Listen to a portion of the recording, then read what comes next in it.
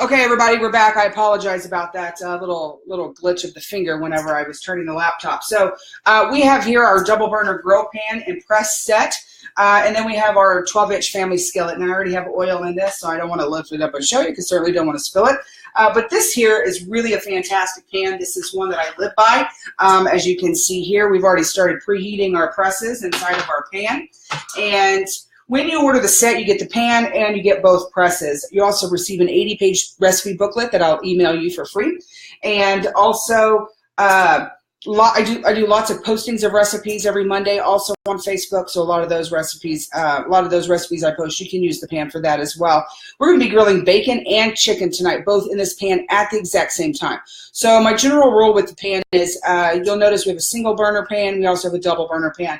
If you're feeding 1 or 2 people, you can easily just go with the single burner pan. If you're feeding 3 or more, or you just do a lot of cooking, then definitely go with the double burner pan. The whole reason the double burner was brought into the product line was so that it can do both your protein and your vegetables at one time, allowing for a faster meal. So this is the one product in the entire catalog that can actually have your dinner done, cooked, ready to eat in 10 minutes or less. Very, very exciting product here. So the other things that you can do in here, you can do grilled cinnamon rolls. I've done that before. That's actually one of my demos, one of my live cooking show demos. You can also do French toast. You can do the bacon, like I said, chicken breast, steaks, grilled vegetables, quesadillas, paninis, grilled wraps. You can do pizza in here. The pizza crust never even touches the oven. It's a very, very neat pan. Really, a couple tips on this is it is not Teflon coated. I really like for people to know that so that you don't have that stuff scraping back into your food. There's no toxic material in this pan. And the center actually contains titanium, not only through the base, but also through the walls of the pan as well. The reason for that is so it never ever warps. The other reason is so that we have even heat distribution throughout the entire pan. Since this is sitting over 2 different burners, you don't want one side being hotter than the other, so on and so forth. So that titanium really conducts that heat differently than aluminum does, which is what most pans are made out of in the core, and then holds it longer, also allowing for that even heat distribution. This is in my top 25 selling products for a reason. It's also one of the biggest reasons why people will host a party. The price tag on it is $250 for the set. A lot of my hostesses receive it 60% off, 50% off. I've even had hostesses receive it completely free. So it's a great reason to host a party as well, whether you want me to come to your house and do a live cooking show, or you want to just do something simple on Facebook and make it a virtual party. I do all kinds of shows. So we want to definitely put the presses inside the pan. You want to preheat for 5 minutes. So our pan is preheated and ready to go. And then, of course, our 12-inch family skillet, which I also have a recipe booklet for, can be bought individually as well. It is amazing pan. These two, actually, all of our cookware is oven safe, up to 400 degrees. So not just stovetop safe, but oven safe. I've been known to make cakes in this 12-inch skillet. They make beautiful skillet cakes. Lots that you can do, pineapple upside down cake, turtle skillet cake, just a lot of options with that. Okay, so first we definitely want to go ahead and flatten our meat. So I'm going to face the laptop down here so you can see we've got chicken breast right here inside of our baggie. And we're going to use our meat tenderizer. This is the best friend to the grill pan. So what we have here is our flattening side, and then we have the tenderizing side, which is you just simply unscrew it, flip it over, and then you can see the spikes there on the edge right here, where that is going to be used for your red meat. That is for your beef. That's also for your venison. Your flat side is going to be used on your white meat. That's your pork, and that is your chicken. All right, so we simply are going to pound and push. That's the easy way for me to tell you this. Pound and push. Just the red one is fine. And then pound and push, just like this. So by doing this, we're going to make sure that the chicken breast is completely even with all the way across, and that allows for a faster cooking time. If I had not flattened this chicken breast before we cook it, it would actually take me about 15 minutes. But because I'm flattening it and making sure it's the same width all the way across, then I will actually be able to cook these chicken breasts in 6 minutes. So a little loud because I've got the platter there. And of course, trying not to knock my laptop around. So very simple, very easy. And then we also have our bacon. I took 8 pieces of bacon and I simply just cut them in half. One, it fits perfect on your sandwich. And 2, we can get a few more pieces by compacting them this way into our grill pan. So we're going to go ahead and get the bacon on, and then we'll get our chicken breast on, and then we'll get the rest of the ingredients going.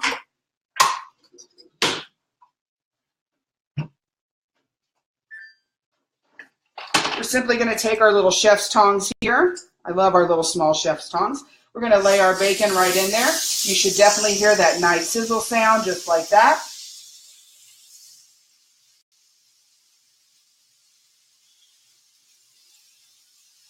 And because the presses are preheated, one of the reasons for doing that is we allow for the top to start cooking at the same time as the bottom. And we also stop cross-contamination. Because once we flip this meat over, we want to make sure we're not putting raw meat on top of cooked meat.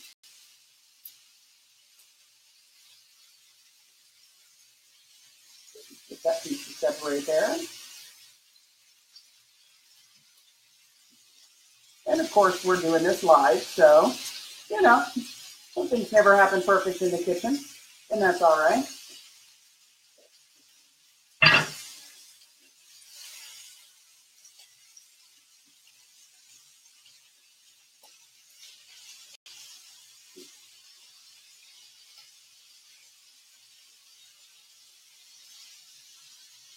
Now we're going to allow this bacon to cook for actually just a couple minutes longer than the chicken, only because I kind of like my bacon a little more done than I like it a little crispier than not so crispy. So, but that is to each his own, obviously, and you can cook your bacon any way you want to. That's the beauty of this pan, is that you have that versatility to leave it on longer or to take it off quicker. All right, so now it's time to get our chicken breast on. So you'll notice I did everything in a baggie. The reason for that was because I have just a little bit of oil in here since our presses are cast iron. But that allows me to be able to flatten that meat and not have to worry about kind of chicken spreading around everywhere under wax paper. And if you like to do a lot of prepping, you can do this ahead of time and freeze your chicken just like this, already oiled, already seasoned. So we've got our press, which will go on the very first one here. And then we've got our other one, which will go right on top of the bacon. And we're going to set our timer here for just 3 minutes.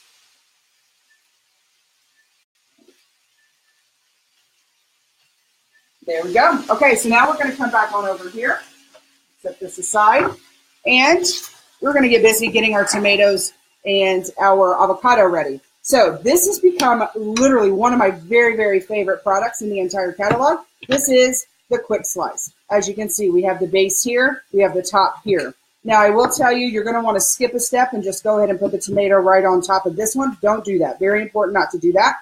The reason being is because you don't want to have to start lining it up from up here, because if you'll grab it here on the cutting board and then move it over, you're going to be much closer to the base and you don't have to worry about nicking these little black pieces that are in here.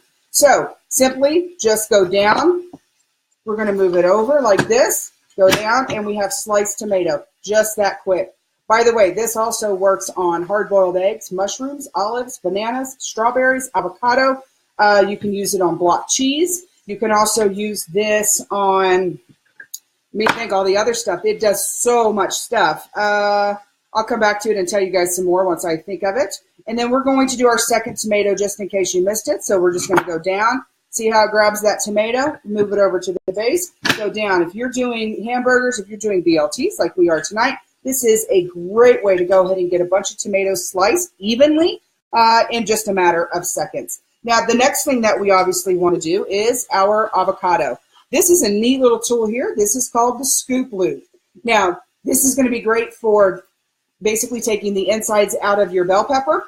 It's also going to be good for taking the insides out of poblano peppers if you're doing any kind of a stuffed pepper. You can use this to take the avocado out of it. You can use it to take the seed out. You can also use this on a head of lettuce if you want to just scrape out the root end of that iceberg head of lettuce. A lot of times we were taught to bang it on the countertop and then dig it out with our hands. No need to do that anymore. Well, what you see here is we've got a serrated edge on both sides on both ends. So we have a small end, and then we also have the large end here. So sharp enough to cut, but not sharp enough to cut you. So we simply are going to take our little small end here. We're just going to pop out this seed, get right up under it. So very easy there. And then we're going to start, I'm going to use the big end then to take this out. So we're going to just start here, and we're just going to kind of work our way through this. Now the reason we want to take this out kind of in a whole piece is because I'm going to be slicing it. So, quite a large avocado here. Simply now, we're just going to flip it. Going to grab it just like we did the tomato. Move on over here so you can see where it's got that. And there, we're going to move it over here, go down, and just like that, we have sliced avocado. Oh, by the way, it also works on pineapples too. So beautiful sliced avocados there. Okay, so it is time to go ahead and flip our meat.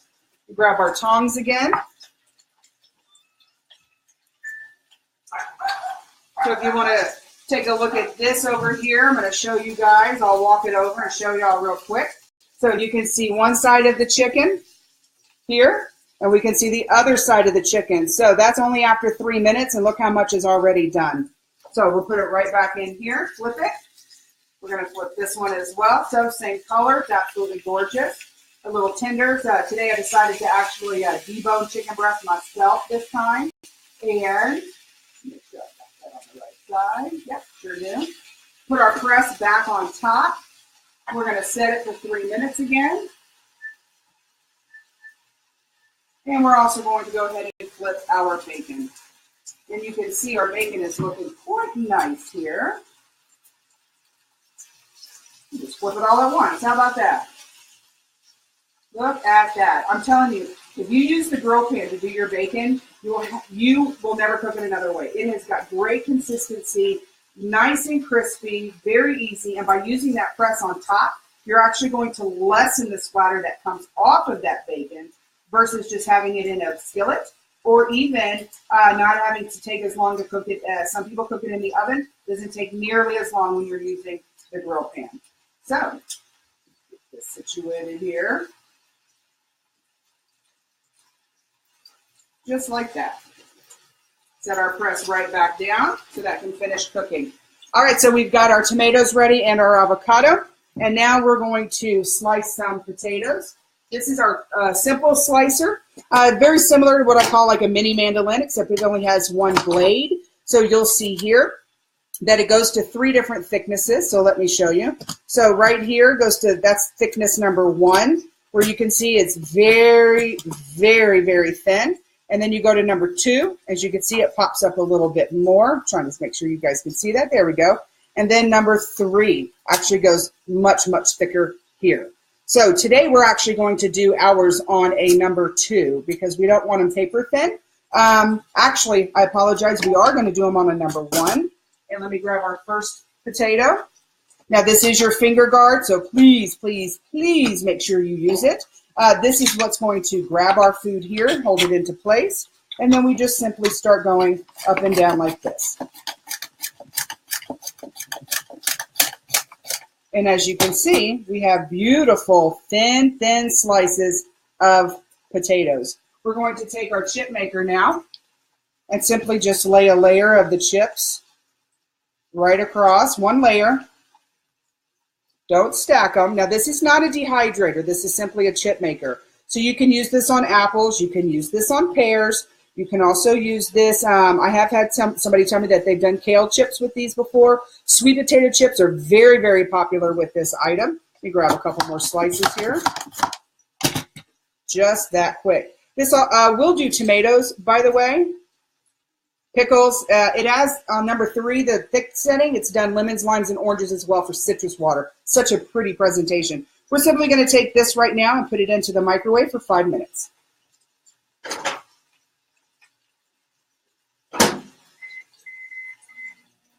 You do get 2 trays for an order, and I'm going to go ahead and start slicing a few more potatoes that we are going to throw into the oil for those of us that want our homemade chips fried instead of done in the microwave. Oh, I hear our timer, so our chicken and our bacon both completely done. All righty.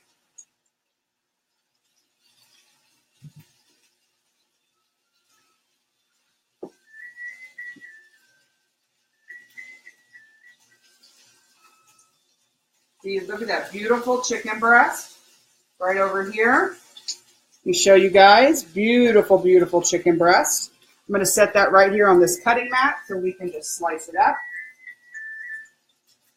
We've got our two little tenders that are all done at the same time. Look how fast this dinner is being cooked. So for those of you that are just crazy, crazy busy with sporting events, jobs, don't get home till 6:30 or night, this pan is really going to be a lifesaver and godsend for you because not everybody wants to stay up and cook dinner really, really late, plus it is bad for you. But at the same time, you want to stop eating out, right? Because that can get very, very costly. Let's grab a plate here for our bacon. Look at all the, whoop, little even overcooked on some of those pieces. Check out that bacon. Isn't it beautiful? So we've got that off now. And we're going to set that aside right here. So for those of you that are wondering what it's looking like, there it is. Our grilled chicken and our bacon. Some of that's really, really crispy. All right. Now tonight the seasonings we're using is what I have on our chicken is our smoked barbecue, or smoky barbecue rub, and our crushed peppercorn and garlic. So right there. And at this point, it's going to be very easy because you just basically are going to take your bread, you're going to toast it, you put your mayonnaise on there, and then we're going to thinly slice our chicken breast. So let me grab a knife. I'll do that. I'm going to throw some potatoes into my oil really quick. Now, of course, I won't salt these, though, until they come out of the oil. I know you guys can't see me right now, but you can hear me. And so that way the salt will stick to them if we do it once we pull them out and not while it's in there. And we are going to have to be a little diligent in watching these because we don't want these to overcook also. Just like that. Alrighty, so we've got our knife here and we are simply going to take, now this might be a little hot here, so we're simply going to take our knife, get you guys back down here, and we are going to just thinly slice our chicken breast, just like this. And we're going to put that on too. But look at that. Look how beautiful and juicy that chicken is. I don't know if y'all can see that, but it's all the way done. Very, very juicy. Did not overcook it, but it was done in 6 minutes. Isn't this incredible for this pan? Absolutely incredible. Now, you can obviously use some fancy rolls if you want to. You can use sweet bread. We're just going to use regular sandwich bread here this evening at our home. And voila. Of course, you can choose to not have it on there if you would like. The chicken, you can just go with the bacon and the tomatoes and the lettuce. And let me grab a couple of pieces of bread and stick that in the toaster. Now remember, if y'all have any questions, please go ahead and comment on it and get you guys set up. And get your questions answered. There we go. Alrighty, so we only have about 45 seconds left on our microwave potato chips. And then, of course, we've got these here that you can see in the skillet. Let me show you guys. We're doing 2 videos at once today, actually. So let me go ahead and show you guys. See, look at that beautiful potato chip there. And you can see this beautiful potato chip as well. Just gorgeous. You really want to change the way that your family cooks. This is definitely the product to invest in. And we have these really, really neat items right here. This is called a scoop and drain. And we simply are going to take this and scoop out our potato chips right out of the oil. You can use this on when you're boiling stuff. So boiled shrimp, your hard-boiled eggs. You can use this, obviously, when you're doing French fries, potato chips, fried shrimp. So lots of uses for this little great tool for in your kitchen as well. And we're going to fry up a few more French fries here just shortly. Now the ones in the microwave are done, so let's go ahead and pull those out too, and we can just compare what they look like.